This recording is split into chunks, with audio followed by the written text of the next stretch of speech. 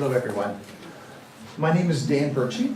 I'm the Administrative Director of the France Chicago Center, and it's my pleasure to welcome you here this evening to a lecture on an important and timely topic delivered by a most distinguished guest speaker. And since this lecture is part of the Marianne Midwest series, this welcome extends both to everyone here in this room and also those of you joining us virtually as you gather in universities, Alliance Française locations in Illinois, Wisconsin, Minnesota, Missouri, Ohio, Kentucky, Indiana, and Michigan. So, bienvenue à tous. Immediately following the lecture, we will transition to Q&A style discussion here to my left. And the discussion will be moderated by Kara Ross-Camarena, a postdoctoral fellow at the Harris School of Public Policy, who's affiliated with the Pearson Institute, and whose work focuses on the political economy of migration and conflict. During the Q&A, we'll be taking questions both from you here in the audience, and also from those of you who are joining us virtually. The questions from those here in the room, you should raise your hand. The moderator will acknowledge you and give you the floor. Look for a microphone to be passed to you, and then deliver your question into the microphone, and really about 2 or 3 inches from the microphone, so here, not here. Those of you asking questions in remote locations, you'll submit your questions via the internet, and our moderator will integrate those questions into the discussion. So I also want to acknowledge the valuable contributions of the many organizations whose financial, logistic, and intellectual support has made this event possible. The France Chicago Center, the Pearson Institute for the Study and Resolution of Global Conflicts, the Harris School of Public Policy, the Franke Institute for the Humanities, the Cultural Services of the Consulate of France in Chicago, the University of Chicago Law School International Programs and International Human Rights Clinic, the Posen Family Center for Human Rights, the School of Social Service Administration, and the members of our Marianne Midwest network. Introducing our speaker tonight is Soraya G. D'Oliveira, an alumna of the School of Social Service Administration and a recipient of a France Chicago Center summer internship travel grant, which, not so very long ago, supported her work in various nonprofit organizations addressing the refugee situation in Paris, in Calais, in France, and in Europe. So, Soraya, welcome.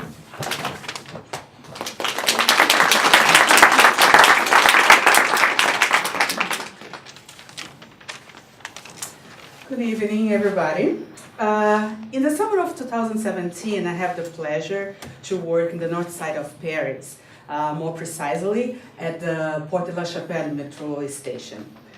While there, I was struck by the large number of men and women seeking asylum in France.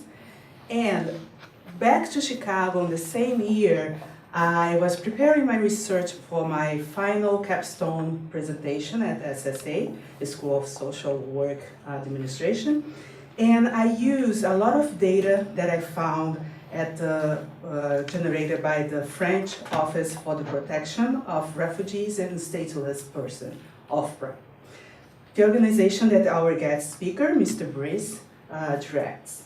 I might also mention that after making all the research, I came with a profound sense of respect and appreciation for the important work that they do. So last month, they asked me to introduce Mr. Brice, and I was beyond happy to do so.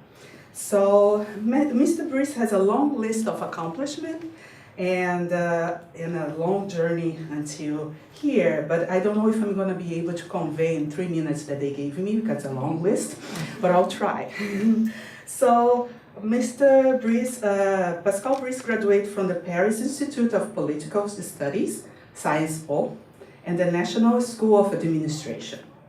Before being the Director General of OFPRA, he was a diplomat working as a chief secretary for the French Embassy in Morocco. He also served as a writer at the Subdirectorate for Foreign Relations and International Affairs of the European Community within the Ministry for Foreign Affairs. He worked as a diplomat advisor to the Ministry of Agriculture in France, to the Minister of Economy and Finance, and to the Minister for Foreign Affairs. Also, last but not least, Mr. Brice was the Consul General of Barcelona. I think I did it. I hope I accomplished. So please join me and welcome the Director General of OFPRA, Pascal Brice.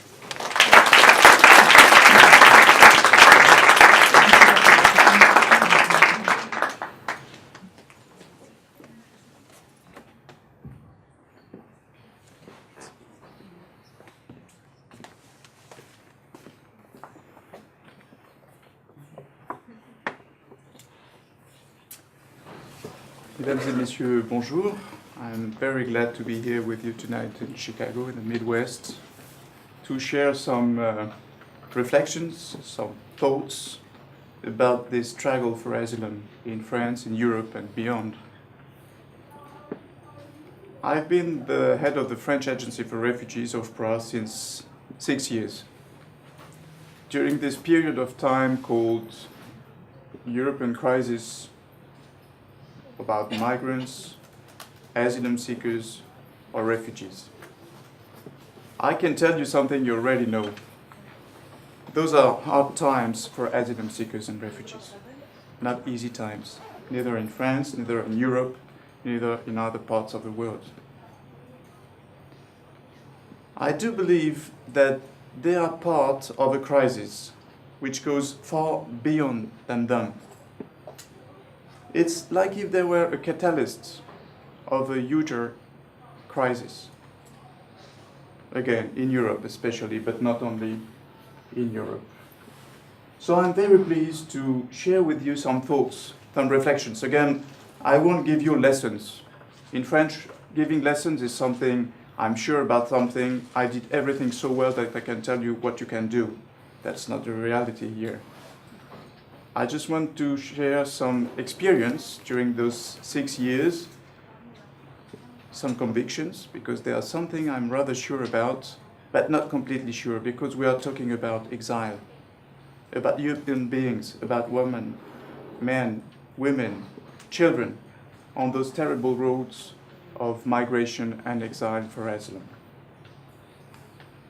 If we have a short look at figures, and try to describe the situation in Europe now and during those past 4 or 5 or 6 years.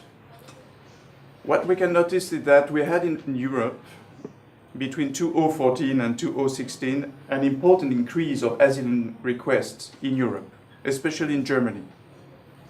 It raised still more than 1 million of people seeking for asylum in Europe in 2015, 2016. But then it's decreasing.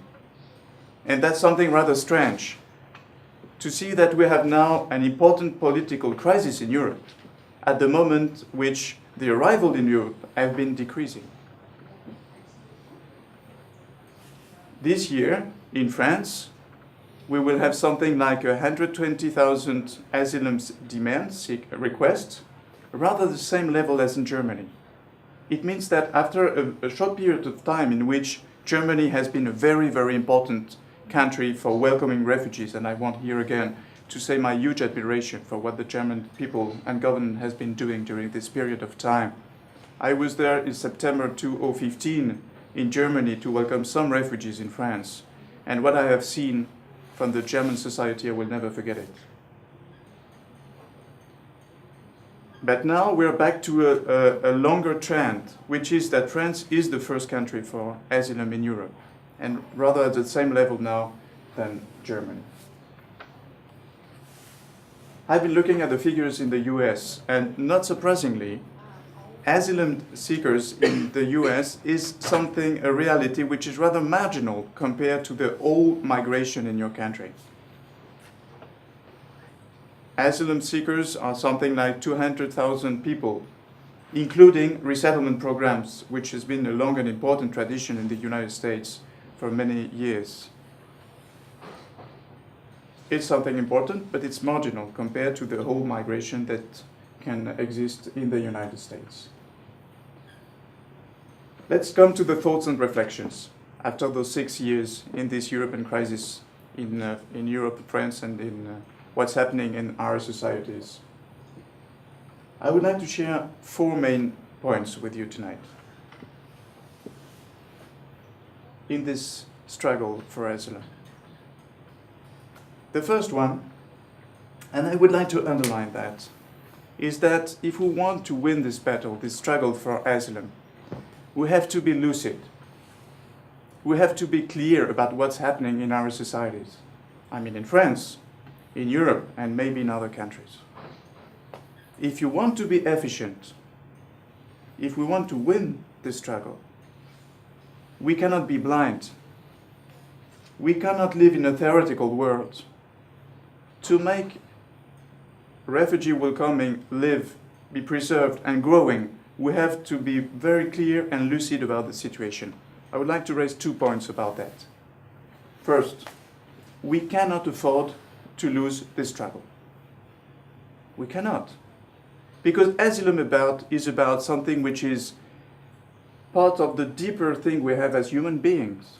We're talking about protecting people who've been going away from their country because of persecutions, because of their political commitment and beliefs, because of their religious beliefs, because of their ethnic belongings, because of their sexual orientation, because they're going away from terrible wars in Syria or Afghanistan. So it's about our ability in France, in Europe, and other countries to say we as human beings it's our duty to welcome those people.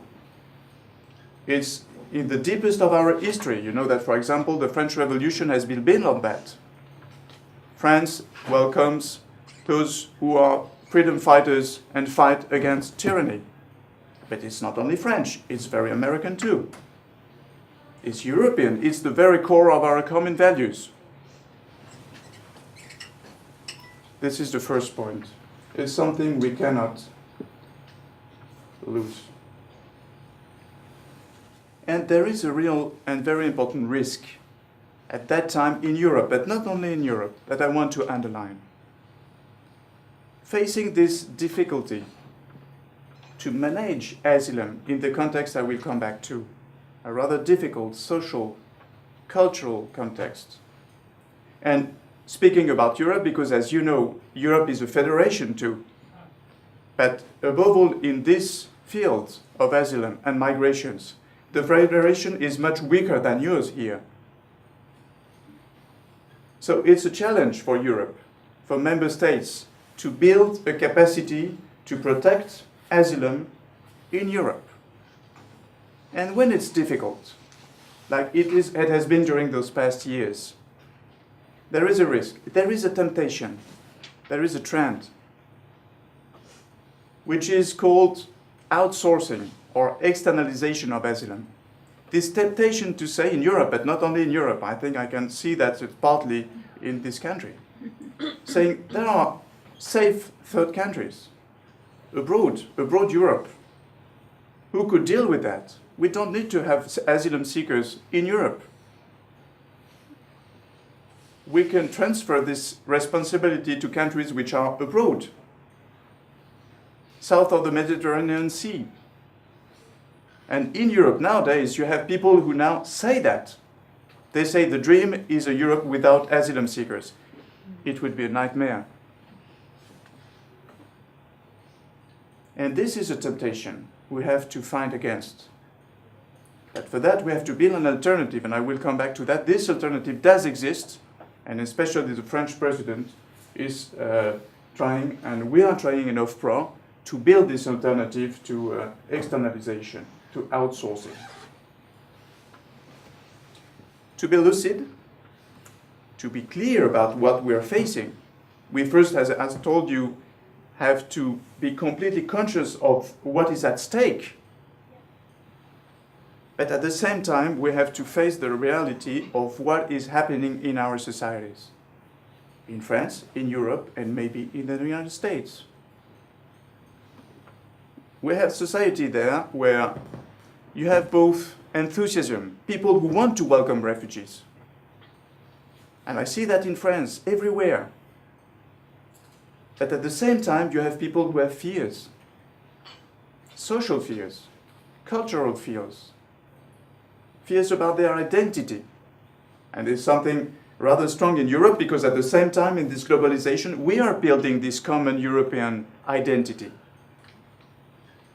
And we see growing the nationalism all over the world, not only in Europe, not only in North America, but for example in Brazil, where the question of migration has been rather present too in the last political campaign. We have to face this. We cannot be blind. I try not to be blind. I cannot say to people who have fears about what they are, what their social situation is, about employment, about their identity, about their culture, there's no problem. We have to welcome as many people as necessary. Doesn't matter. No. If you do that, it's counterproductive. I do believe that we have to take this into account, including one very specific and complicated aspect, on which I want to be very precise, which is the terrorist threat. Asylum seekers are victims of the terrorists. I can tell you this because in OFPRA, in Paris, we are having interviews with people coming from those countries. They are victims of terrorists. But we have to face the reality, and we know it in France. We had attacks in Paris in November 2015, including from 3 persons who arrived with migrants from Turkey and Greece. That's the reality, and people have this in mind. It's completely marginal, but it's a reality. We have to protect asylum from this threat. But the answer is not to close. If you close, the terrorists win. That's what they want to do. That's what they want us to do.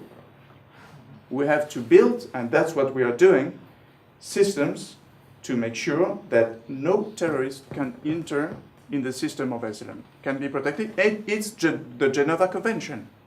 You know that in the Geneva Convention, you have the exclusion clause, which makes so that people who have been torturing, killing, who are authors of crimes against humanity, terrorists, must not be protected under the refugee status.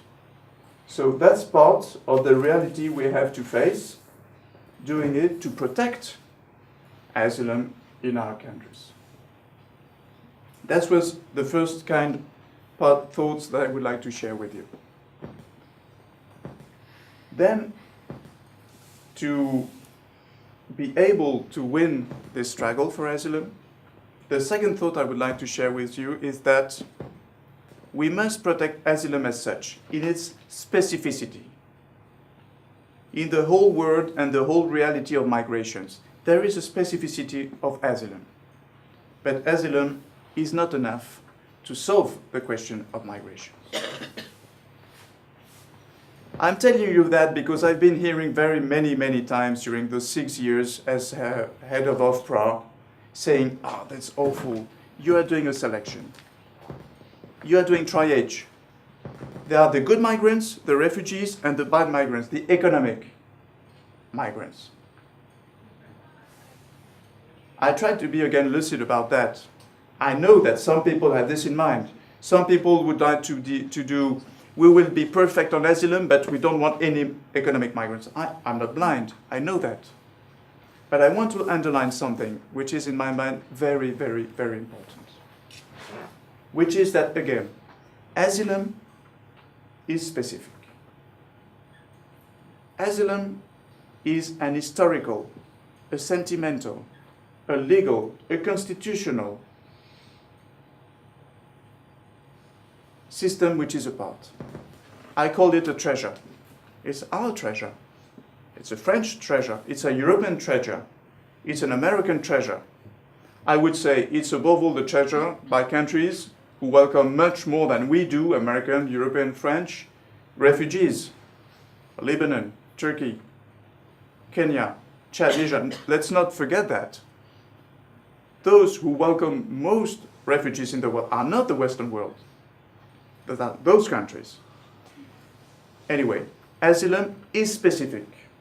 It's a specific treasury. We must defend it as such, which means that we must respect the key principle of asylum, which is first, every foreigner must be able to access to the procedure to seek for asylum. Then to be accommodated, welcomed in good conditions. Then to have a good quality of examination of its request. Then to be integrated as refugee when refugee status is recognized.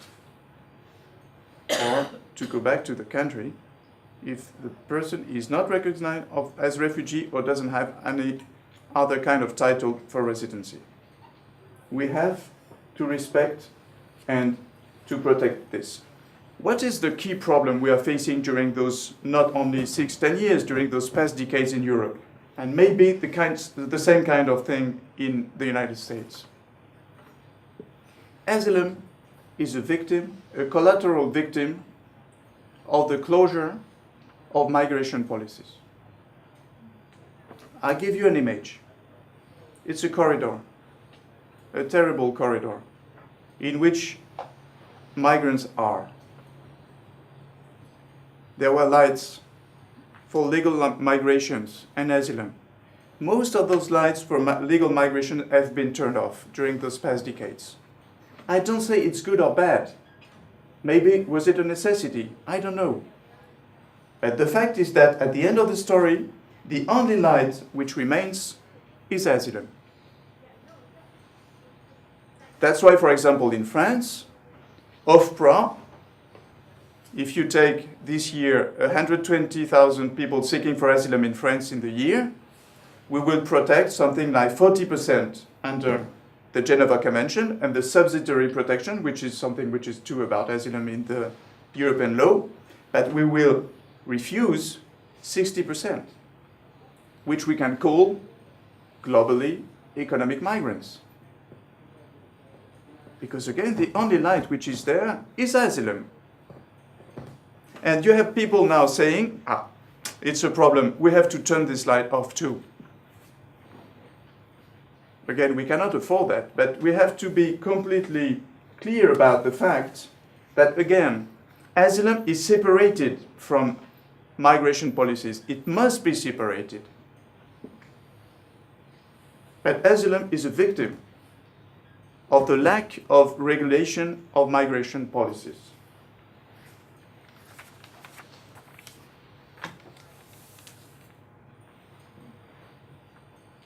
That's why I do believe that first we have to defend and to make grow asylum policies in France, in Europe and everywhere else. We still have much to do, especially in France. We've done rather much, but there is very much more to do, and especially in Europe. I would like to use another image, another picture. I would say that the rules we should have at the national, European, international levels about asylum and migrations is something like a house in which you would have a first floor. The first floor, the first tier would be asylum. Asylum has a specific legal system. And you have to do everything to be 100% in the compliance of asylum. But it's not enough. It's not enough because you have people who are in some situations and there are needs which are not in this first part of the house. You have to add another floor, a second one, which I would call humanitarian law. For people who are in a very difficult human situation, but who are not in the criteria of the status of refugee. I give you one example. We have many people in France coming from Western Africa, seeking for asylum in Western Africa. They don't have fears in their country, but they have been destroyed in Libya, tortured, kidnapped, raped. This is not asylum. but they should be protected. So we should build something. And it's the same kind of reflection we should have, I guess, about climate change displaced. That's the second floor. And then the third floor is about legal economic migration, that we should build too. And then the roof, the end of the story. The people who must not stay, must not stay. Because if not, we feed the confusion that exists in many people's mind, which is that we do not respect the law, neither for asylum, neither to protect, neither to say, when you're in a country, there can be a debate about that. But in a country, you have the right to choose who stays and who doesn't stay. But you need for that fair rules, transparent rules, and rules which are compliant. And I do believe that it's a very important challenge we are facing. I would like to add another point on this aspect of the specificity of asylum. I do believe that asylum is much about politics. As you can say, much of what I've been telling since the beginning is about political choices. The protection of borders, the financial means for accommodation, the determination of the fundamental rules. This is politics. And we need politics to build this house I was talking about with those rules. But there is a limit to that. The limit to that is the moment in which the status determination authority, such as OFPRA, the authority which decides if you have to recognize or not the status for refugee to someone, this is not politics. This is legal affair. That's why in France, OFPRA is an independent body. In the French law, you can read, OFPRA doesn't receive any kind of instruction in its attributions. Because we just apply asylum laws. Migration policies, migration debate, migration choices is not my problem. The diplomatic consequences of my decisions, of my team's decisions, when we protect a refugee from a country, are not our problem. And it mustn't be our problem. I tell you that because it's not the case in all countries.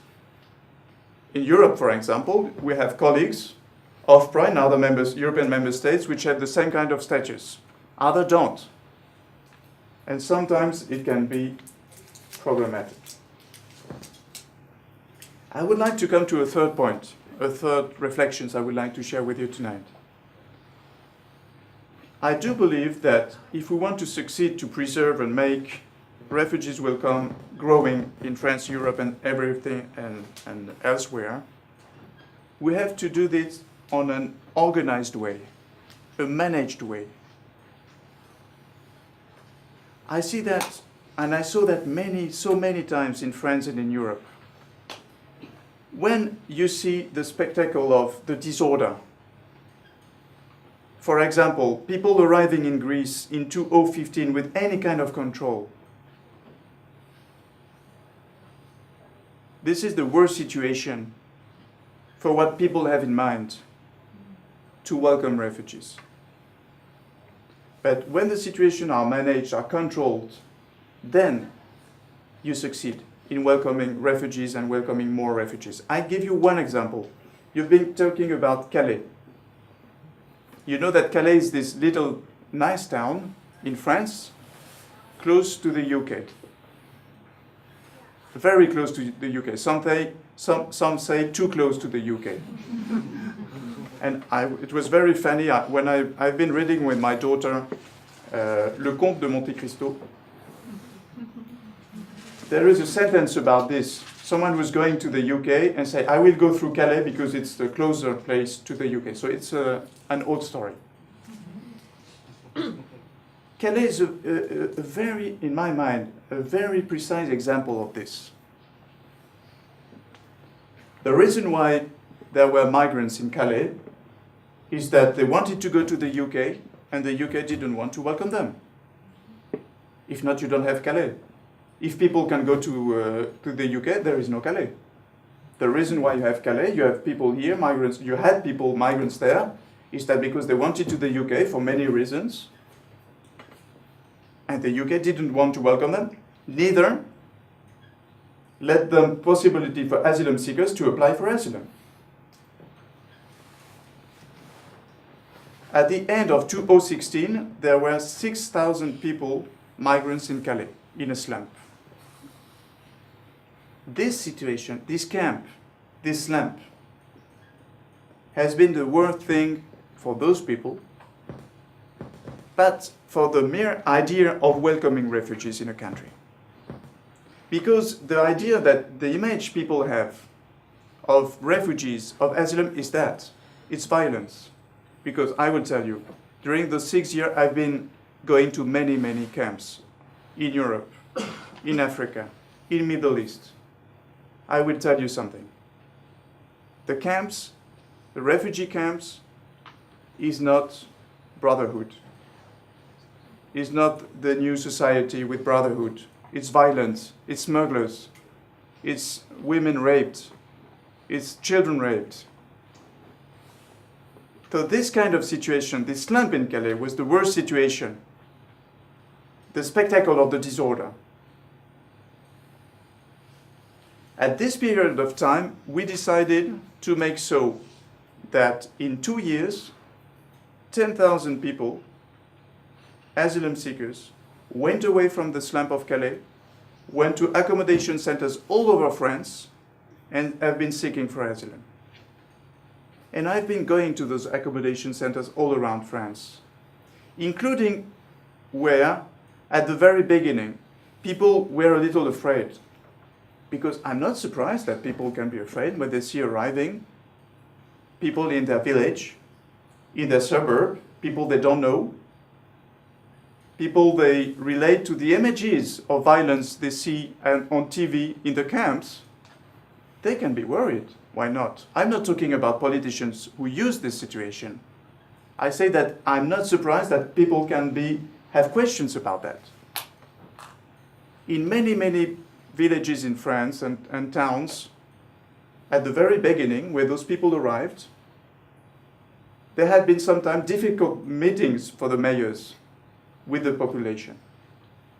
When you came back 3 months later, in the same places, the mayors had been doing their job, the French administration had been their job, the charities were there, the social workers were there. No more problem. I was, for example, some days ago in a little village in Alsace, in the east of France. It was exactly the situation. In that case, those were refugees that OFPRA had been interviewed in Niger and Chad. At the very beginning, the mayor told me he had a very tough public meeting with the people of the village because they were worrying about what were those people. There was in those people an old man. He was very tough against the refugees. He didn't want them to come. Now he comes to the accommodation center to give sweets to the children.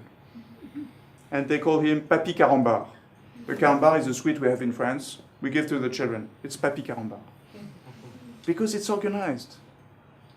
Because you have social workers, you have the mayor, you have the administration, you have the charities, you have the people from the village who come to help. Then it works. We need to succeed in welcoming refugees. We need order. We need to organize. We need to have this under control. It means that nobody should be in camps. Nobody should be in streets. Everybody should be accommodated. Everybody should be able to access to the procedure for asylum, to have a fair procedure for asylum. And then the consequences are there. Integration and integration policies for those who are protected as refugees, and those who don't have the right to stay shouldn't stay. I would like to add something about that.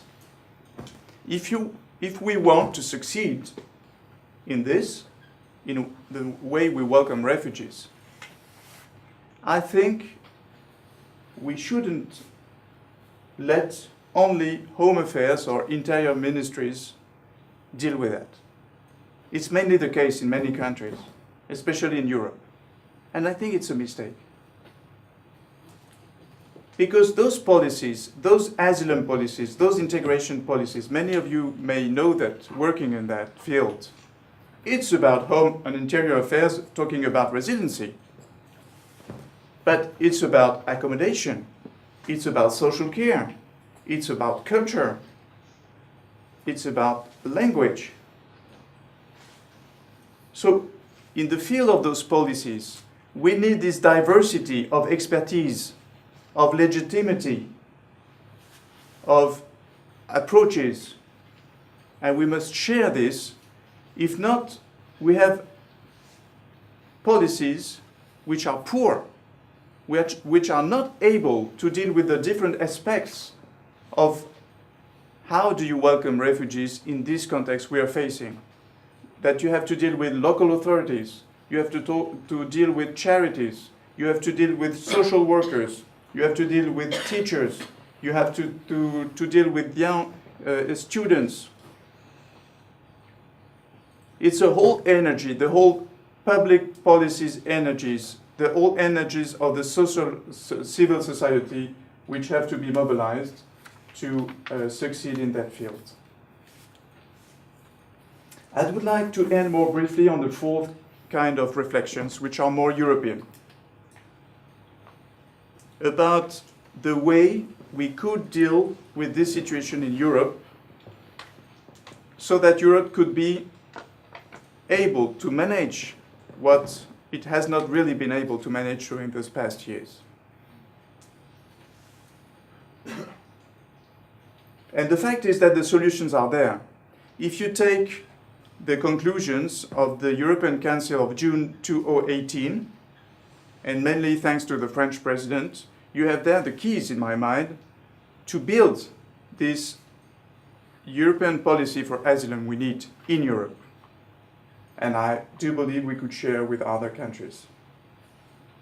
First, we should develop the kind of thing OFPRA has been doing during 4 years in Lebanon, Turkey, Jordan, Egypt for Syrian refugees, and for 1 year Niger and Chad for African refugees, which is resettlement. We should, as European and with other countries, develop on a much larger scale what we do to protect people as refugees and resettle them in Europe and in other countries such as Canada or other countries. The second point is that, because you cannot only do those operations, missions in third countries, if not, you are in the framework of outsourcing. You have to build something which makes so that when people arrive in Europe, seek for asylum, you have to respect their right, not to tell them, go back to Turkey, or to go back to another country. That's why the idea would be to have in the European member states, at the external borders, in the harbors especially, centers to apply for asylum. And that's what OFPRA did during the past summer when I sent teams in Spain, in Italy, in Malta, so that when the people who had been at sea, rescued at sea by boats, when they arrive, they can seek for asylum there. OFPRA is there, the other European agencies are there. If they are refugees, they are welcomed in Europe. If not, they have to go back. The other point, of course, is that we have to build much stronger policy for integration of refugees. Because I've been talking very much, because that's the main point now in Europe, about how do you accede to the procedure. But there is too another very important topic about what are the policies you put into place for people who are refugees in the field of training, of languages, of employment, of health, housing, common values. And as you know, in France, we have a specific view of what are our common values, so for us it's very important, but I can understand that this can be very French. I have to assume it. But we have to do more about those policies, including at a European level. And then we have to build a European OFPRA. We love so much OFPRA that we like it to be European. A European Agency for Asylum, with a mutual recognition between the national OFPRA and at the end, a European Agency for Asylum, which would be independent as much as OFPRA is from the political bodies. As you see, I do believe that we are facing hard times for asylum seekers and refugees. It's something we cannot lose. We cannot fail. We have been succeeding in some aspects. And I guess that I won't give you any lessons. I try to share with you some reflections, but I have a little idea after the 6 years of what works and what doesn't work. Dignity works. Respecting human dignity works. It's the main point to have order. We must respect laws. We must respect asylum laws and build more regulation on migration. And we must do this on a very organized way, at the national, European, international level. If we do that, and there is much to do, I guess we will have done good thing for asylum and much beyond. Thank you very much.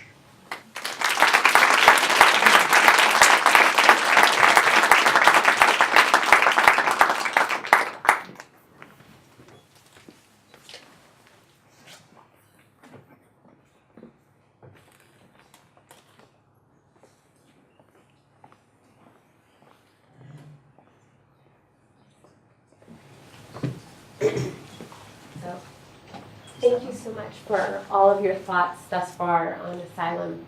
I thought what I would do is ask a question of my own first, and then we would take a few questions from the floor. So I was kind of interested in, as you think about building this house with these 3 levels, how you think the timing of that should work. Because if we think about building a house as a foundation, one thing has to be sure before we can build the other thing. And yet all of these forces are pushing on countries at the same time. And so... You're absolutely right. I guess the answer must not be the same in France, in other European countries, and maybe in the United States. One friend of mine told to me, for example, no, it's not one house with 3 floors, it's 3 houses. Many possibilities. The fact is that at this stage in France, the sequence is, the chronology of this is first building the first floor, asylum. First, you build asylum. You make this grow. You make 100% asylum, and there is much to do already. First, because again, I see that in France. There are many debates about migration. On asylum, less at this stage. There are debates, but there is something in everybody's mind which makes that asylum, people who've been persecuted in their countries, we all have to protect this. So let's use this consensus, which is fragile, so that we build still more on that. And then we add the other levels. The idea could be, but really I am not sure about that. And it's more, I think, a political debate, taking into account especially the stake of the political debate in each country. But I do believe that maybe we should do that. First, build the first floor, then the others. But I will tell you. I will tell you my example. Not in the sense that example to make the same as I did, but the illustration. As I told you, I've been the head of the OFPRA, French Agency for Asylum, for 6 years. During the 3 or 4 first years, when I was in public debates and I had questions about migration policies, I was always saying, I don't want to answer. I don't want to answer because my task and my belief and my conviction is that asylum must be separated from migration policy. So I don't want to enter in the debate about migrations. Then I was coming back home and my wife was telling me, it's too easy. It's too easy. You cannot be the good guys about asylum and make so the other aspects didn't exist. So I resisted during 4 years. But then my wife is very convincing. And many things happened. For example, this summer, as I told you, we went with OFPRA in Italy, Spain, and Malta to protect refugees who were on boats, on ships, who had been rescued at sea by the Aquarius, if you remember that, maybe this name of the ship. In Malta, it was in August, we went there with my teams, we made the interviews, and we protected 50 people. It was the French number of people we had to protect. And at the very time that I was ready to go away back to Paris, some young men called me in the accommodation centers. They were at the last floor, another house. And they wanted to talk to me. And I went to speak with them. They were from Ivory Coast. They speak French better than I do. We could have been in the same school. And they told me, we want to go to France. And the reality is that on the cultural ground, for example, it would be more easier for us to go to France than the people from Sudan or Eritrea, the 50 that we had been protecting under asylum rules. So I touched, as we say in France, very directly this difficulty, which means that I do say again that asylum has to be protected in its specificity. Don't mix. When you mix asylum with migration policies, you kill asylum and you kill everything. But it's not enough. We have to build the other parts, the other roof of the house. In which time, this is more a political debate, I guess.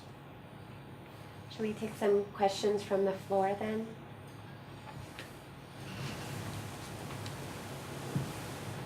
Hello, I want to ask about Calais. It's amazing if you say that many of the people have been resettled in the accommodation centers. I know that there's still a population of refugees or other migrants in Calais, and they are still lacking in like basic sanitation, water, and food. And I also some charities have stepped in. I also know that police in the town have been taking away blankets and like tents and things from the people who are still there. What do you think is the responsibility of the government toward those people, specifically refugees, since that's your expertise, if the government has responsibility still for the people remaining in Calais? Thank you very much. It's still a matter of preoccupation for me. That's why I still go to Calais to see my friends in the charities I've been working with very much during the 3 years. The situation is different compared to what we've been facing still 1 or 2 years ago. Now you have something like 500 people, migrants, there in Calais, when at that time you had 6,000 or 10,000 people. So it's not the same scale. It doesn't mean that the situation is not a preoccupation for me, because especially you have young men coming from Eritrea, from Ethiopia, and I'm very worried for them. So I do believe there is still much to do. I want to say again, to recall, which is very key. If the UK welcomed those people, there would be no problem in Calais. I'm sorry, but I say that I did the job for my British colleagues during 3 years. I went to Calais each week with my teams to convince people. Can you imagine that? In the US, you have a civil servant who go to say to someone, to convince people to seek for asylum, to convince them. You can imagine how French people can have seen that. What's that? They want to seek for asylum in France, they do it. If not, why do we have to tell them to do it? But we had to do it, why? Because they were there to go to the UK. Because they were convinced, they had families sometimes, they were convinced that the UK was an El Dorado, which is surely true. So I first went to Calais in June 2014. First time. I went there, at that period of time there were only 500 people there. I went there to talk with them. They were from Ethiopia, Eritrea, Sudan, Syria. And I asked them why there were no asylum demand in Calais at that time. I asked them, why don't you? First, they had never thought about that. And they told me, we want to go to the UK. So I told them, you cannot go. If you go, you will face the police, French police and British police, and maybe you will be killed when you will try to go in the, not by the police, but trying to jump in the train. And we've been working with the charities so that, again, 10,000 people accepted to go away and to seek for asylum. So there is still a problem there, but it has nothing to see with what we've been facing. But I don't change. I say that even if it's only 500, they have the right to seek for asylum. So I won't let that down.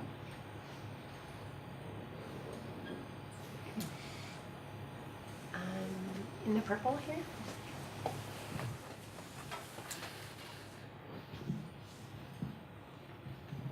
Hi, thank you very much. My name is Andrea, and I have 2 questions actually, but I promise I'll be brief. One of the things that you mentioned is that you have a preoccupation about how we should improve policies on local integration. A lot of these policies are developed in the central level of the government, but a lot of them are also developed in the local level of the government. When you take into consideration what you also mentioned, that we have a lot of nationalist governments taking power in the world, and cities are more and more playing an important role in actually sometimes protecting their migrants and their asylum seekers from the central government. You see sanctuary cities here in the US and in other countries as well. I wanted to ask you, what do you think and how those OFPRA sees the really the work of local governments and how we can I don't know, maybe improve that or foster that kind of thing. And the second question is, with the adoption of the global compacts that are coming in the next few weeks, how do you see that impacting the system in France and in the world? Thank you very much. You're not the first one to ask me about the role of local authorities in these policies. Since I'm in Chicago, I'm not surprised about that. And I understand very well why it's important. I must tell you that, as I can see in France, the role of local authorities is absolutely key. I would say mainly because for a very basic thing that I did see many times. When you talk about migrants, asylum seekers, or refugees with people, the further they are from this reality, the more reluctant they are. The closer they are, when it's organized, the more positive they are.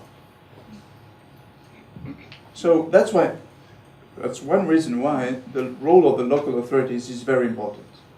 Because there you can build something that one reason why I'm so fond of asylum policies is not because it's my job.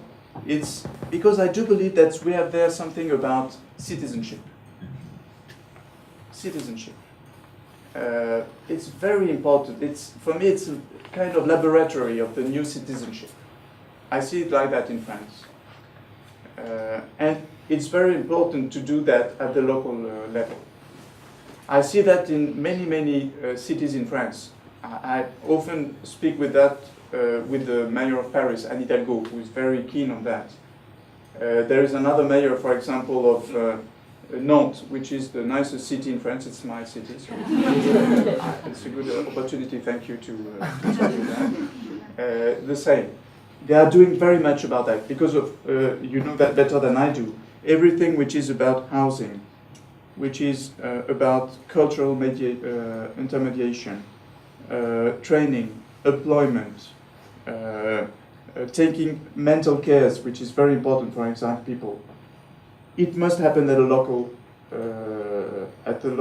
stage.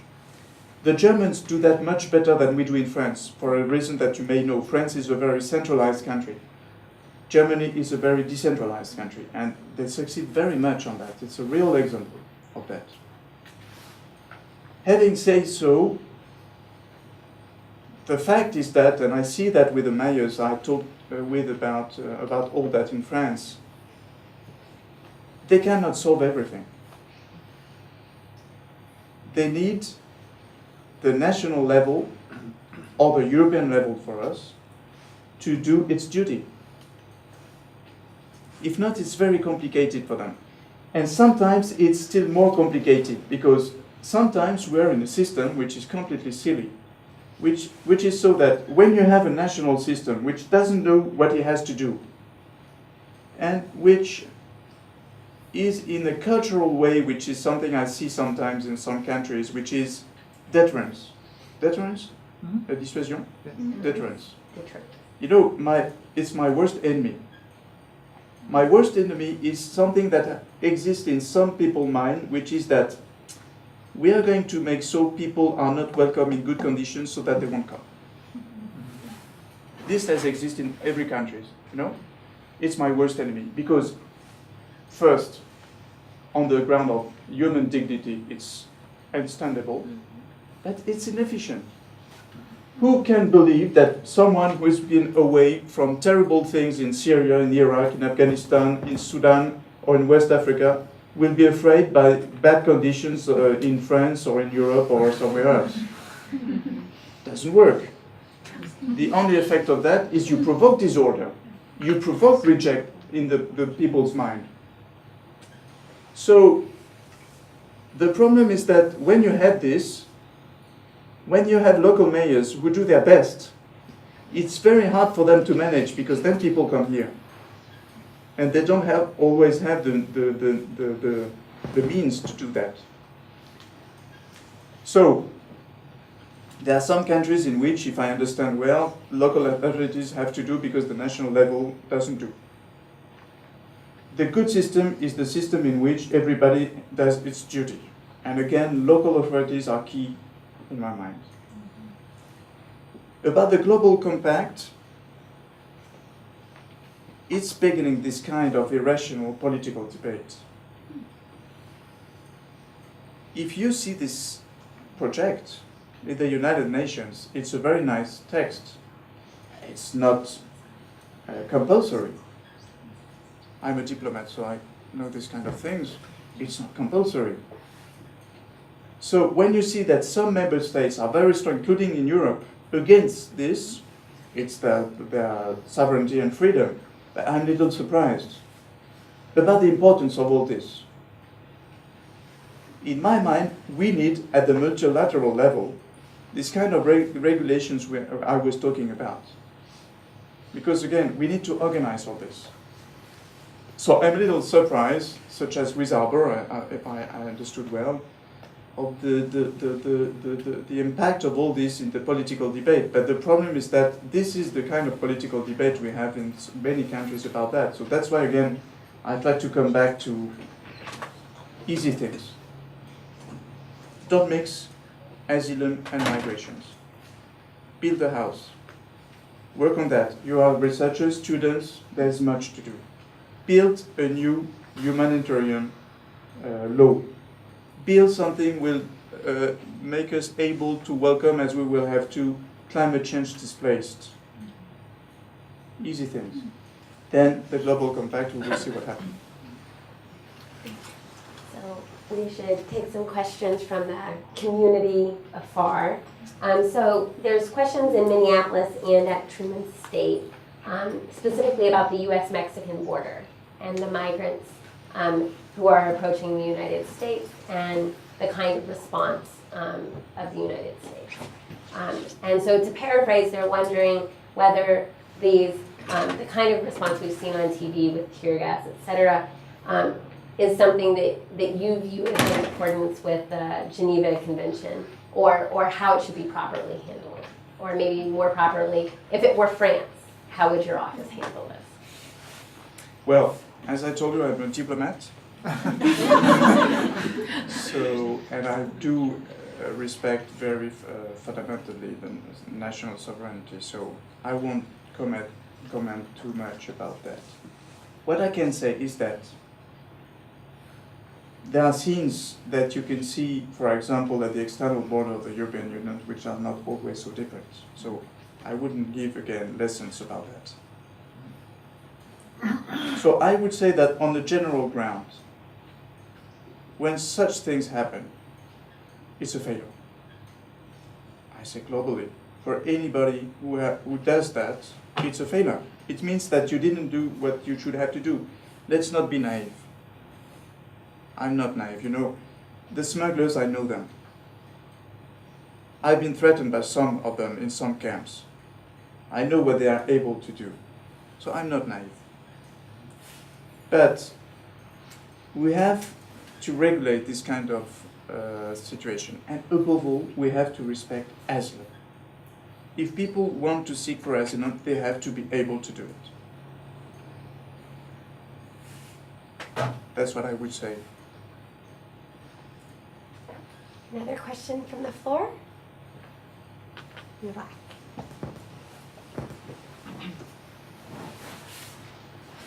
Hi, thank you for being here.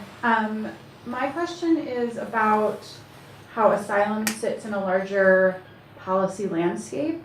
I've worked with asylum seekers and refugees and people who may have been considered economic migrants in the US, in Europe, in Southeast Asia. And I saw that during the process of trying to figure out if they were eligible for asylum, or even during the process of waiting for their papers to be processed, they struggled with housing or how to protect themselves if they were a victim of a crime. And so I'm wondering how the landscape of politics to protect people, regardless of if they've achieved that asylum status, what that conversation looks like, and how we can move that conversation to a place of more complexity.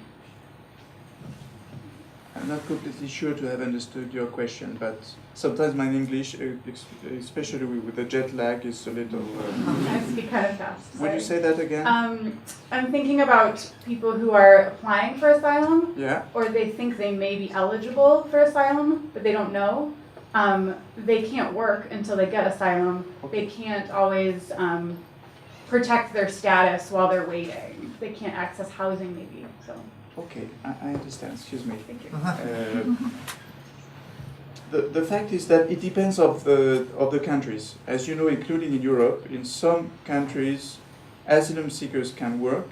In others, they cannot. In France, till 1989, the asylum seekers were able to work. Since then, they cannot. I don't know in the US how it works. I don't know. They cannot work. So it's like in France. So that's why, in my mind, we need to have short delay in the procedure. That's one response. Short and adapted delays, as you know, and in OFPRA we work that way. There are people for whom you need more delays of procedure. For example, people who have been persecuted because of their sexual orientation. Women who've been persecuted as women. For example, I have in mind young women from Nigeria who are in sexual exploitation, or people who have been destroyed by torture. There are people with whom we take time. We need time. We have to take time. But globally, we have to have short delays. First, because it's our duty, but two, because meanwhile they cannot work. It means too that during this period of time, and I think that's what you were saying too, they have to be in good conditions, which is not always the case. In France, at this stage, I think like 70% of asylum seekers are accommodated. It means that 30% are not accommodated, which is not compatible with the law. So it means that during this period of time, everybody has to be accommodated in good conditions with short delays of procedure from OFPRA. That's why we've been reducing very much our delays. 2 years ago, in OFPRA, it was 8-month average. The whole procedure, 2 years average. Now, OFPRA 3 months, all procedure 1 year average.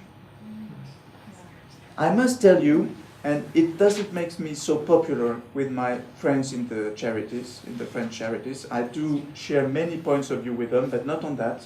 So I maybe, shall I be not so popular with you? I think there is a logic. The fact that people cannot work. If tomorrow we decide to make them work, I will be the happiest man in the world. Huh? But there is a kind of logic to say, when you seek for asylum, you have, it's a temporary residence. It's a temporary residence. At the end, if you're protected as a refugee, you stay. If you're not protected by refugee, by OFPRA, or by the court in appeal, 2 solutions. Or you have another status for residency, or you have to go back to your country. So, if you let people work during the period of time in which they are asylum seekers, I don't see the coherence of the signal you give. Again, it's not my culture. I think you understand that my personal culture would say everybody has to work and so on. Everybody can come. But I try to be lucid and clear about what's happening. So my answer, my response is short delays of procedure and good conditions meanwhile. And there is still much to do on both. The gentleman over here. I'm John, and I work with LGBT asylum seekers. I'm from Nigeria. Yeah. And like today, I had a young man who came to my house, and we had to prepare a letter of support for him. And each time I meet people like that, I think about their home country. I'm gay, and I know what it means to be gay in Nigeria, which has made me stay here all these years. What will you suggest to the United Nations? And how can they really influence the thinking of those countries that are creating unnecessary hostility that keep driving people to seek asylum? Am I clear? You are, of course. Thank you. I thank you for this question, because I must tell you that protecting homosexual, lesbians, or transgenres, transgenders, for OFPRA is one of the more noble things we have to do. Thank you. I give you one example. When we were, I told you in September 2015, we were in Munich, when many people, refugees, asylum seekers were arriving in Germany to welcome 1,000 refugees in France. And there was we were in a place in Munich with thousands of asylum seekers. And we were saying to those people, if you want, you could come in France. And there was a man, he was coming with in the meetings we had with 10, 11 people, coming, going away, coming back. I didn't know why. And at one moment when I was alone, he came to me and he said to me, do you protect people like me? What do you mean? I mean, I'm homosexual, and I told him, we are here for you. Having said that, protecting homosexual, lesbian, and transgender is, again, the most noble and the most difficult thing. Why? Really, Among the difficult tasks I asked to my teams, this one is a very specific one. Why? Because, as you may know, when someone applies for asylum, OFPRA, or the determination authority, has to make sure about the credibility of what the person says. We have to establish, in this case, the credibility of the sexual orientation. It's crazy. Frankly, it's crazy. But we do it, and we want to do it, and we have to do it because then we protect people who are persecuted in their country, especially in Africa, because of their sexual orientation. But you see how difficult it is. We've been reforming OFPRA very much during those 6 years, on many grounds, and especially on that ground. We've been working very much on French charities who work with LGBTI people. So that we can do our best, and we still have to do more, to be able to have those interviews about the sexual orientation. It means, for example, that it's completely forbidden for an agent from OFPRA to ask about sexual activities of someone. Forbidden. I don't talk about the kind of thing that some states do about some examination. It's something that's Middle Eve. We try to build a framework for those examinations which has to be in the full respect for the intimity of the person. But we have to make sure about the credibility of what have been, of the sexual orientation, which is something which is our expertise, which is how the people lived in their country, and then we know what happens in each country about that, about the persecutions. I tell you all that because, again, to tell you that it's one of the most noble things we have and we do. But it's difficult. It means that we can, and we do mistakes. That can happen. But that's something very, very key for us. Because it's the Geneva Convention. As you know, in the Geneva Convention, you have what it's called social group. A social group under the Geneva Convention is a group of people in a country who have common characteristics which make so they are in danger in their country. It can be homosexual in some countries, it can be diverse women in other countries, it can be women who are exploited sexually in other countries, social group. And OFPRA recognized many social groups for homosexual, lesbian and transgender in many countries. It's a very important but difficult task. And I cannot swear we don't do mistakes. We are going to work on that, still more. So we'll take another question from our remote audience. So in Cincinnati, they are wondering about your opinion on the effectiveness of the French policy of going to the home countries of the asylum seekers to do refugee resettling, and how that might be different or expanded. In fact, we don't go to home countries, because home countries are the countries of origin of asylum seekers, so we don't go where persecutions happen. That's other tasks for diplomats. Or we go in transit countries, such as our American colleagues have been doing for years, or Canadian colleagues have been doing for years. We've been doing that for 4 years in Lebanon, Jordan, Egypt, Turkey for Syrian asylum seekers. And for more than 1 year in Chad and Niger for African asylum seekers. But for example, in Chad, Chadian people are not eligible to the system, which doesn't mean we protect Chadian people, but when they are in France. We have such system too in Niger. Niger, people from not Nigeria, people from Niger cannot be eligible. I do believe it's very important. Why? For some reasons. First, those are systems, and then they are resettled in France after interviews in those countries. It's very important because it allows people to be protected and come in France or Europe and other countries without having to cross Libya and the Mediterranean Sea. So this is very important. It's above all very important for very vulnerable people. For example, families with very ill children, old people, women alone, very vulnerable people.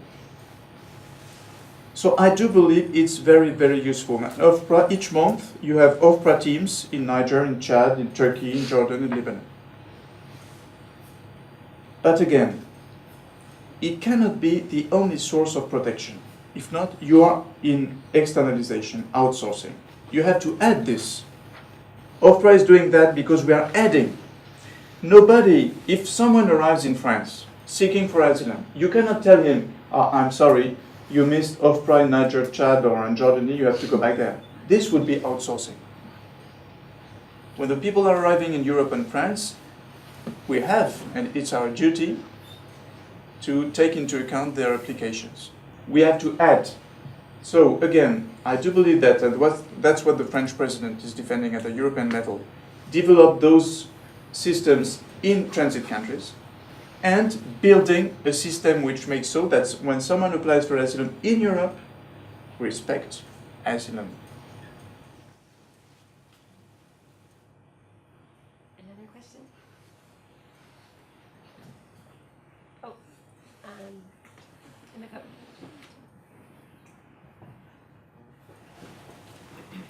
Hi, thank you for coming tonight. You've touched on the economic, political, and a tiny piece of the human rights perspective concerning asylum and refugees in France.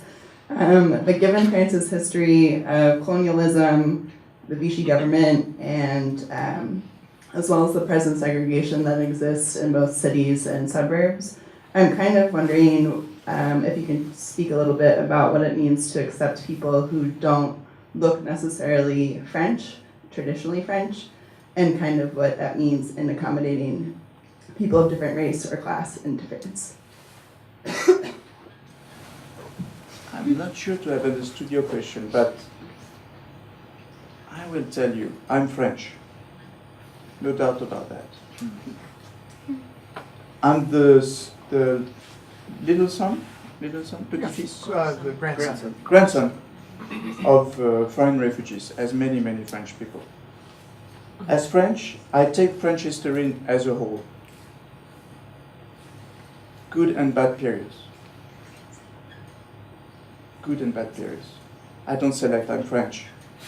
I do admit that there are very, very bad periods of our history, such as, I guess, in all countries. And I do assume that, and I know that. And I think we should work more on that. And I'm very proud too of the very nice periods of time of our history. That's the way I work as citizen, as civil servant, as head of OFPRA. Beyond, I'm not sure to have understood your question. What was your question exactly? I guess I'm wondering if you can speak more towards like if there's a racialized portion of asylum acceptance in France and what that kind of looks like in France. I guess in the US we focus a lot on race, but not necessarily class, and France vice versa. The fact is that this doesn't exist in France. Racial, I don't know what it is. It's our very Republican way of very French. We don't know that. An asylum seeker is an asylum seeker. He's under the Geneva Convention or not. Whatever his ethnical belonging. The question for us is, does this person have a threat in his country under the Geneva Convention or subsidiary protection, which is a specific part of asylum? But the question of what the person is on any ground, sexual, racial, or anything, it's not our problem. The only question we have as status determination authority is this people, does this person have to be protected under asylum laws? The rest is not our problem. Is that an answer to your question? Yeah. Okay. Thank you. So we have time for one more question, and I'm going to take it from the Alliance Française community in Chicago. And what they're interested in is what needs to be done in France to preserve refugees' own identities from afar and diversity, and mixing that with integration in France, such that refugees don't become second-class citizens. That's a very important question.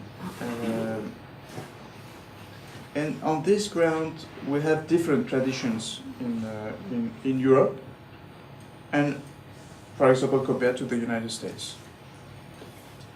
As you may know, we have a vision in French of what we call integration.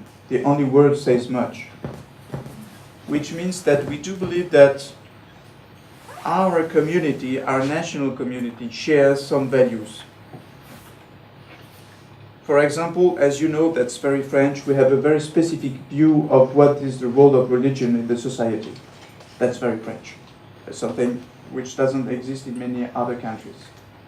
It means that we absolutely, completely respect the freedom of religion, but there is a separation very strict between, that's the French Revolution, between the state and the religions.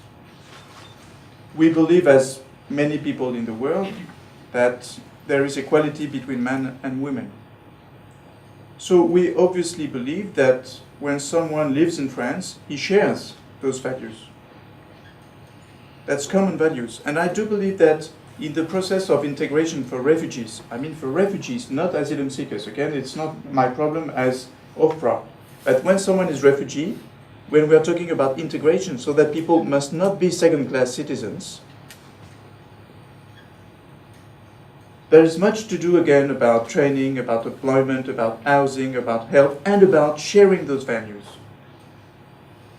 Then there is a debate in France, as in many countries, about what it means exactly. Some have a more voluntarist or directive way of living this, others not. But that's the common sense. We have common values, les valeurs de la République. That's the way we call that. And we are very proud of that, because we do believe that it's the best way to live in our diversity. Then, in all countries, there are people who have different views on that, so it would be a long night to discuss about that. So I think we will end on that note. There's a reception, and so everyone here is invited to go out and eat and drink. And thank you, Monsieur Brice, for coming and talking to us today.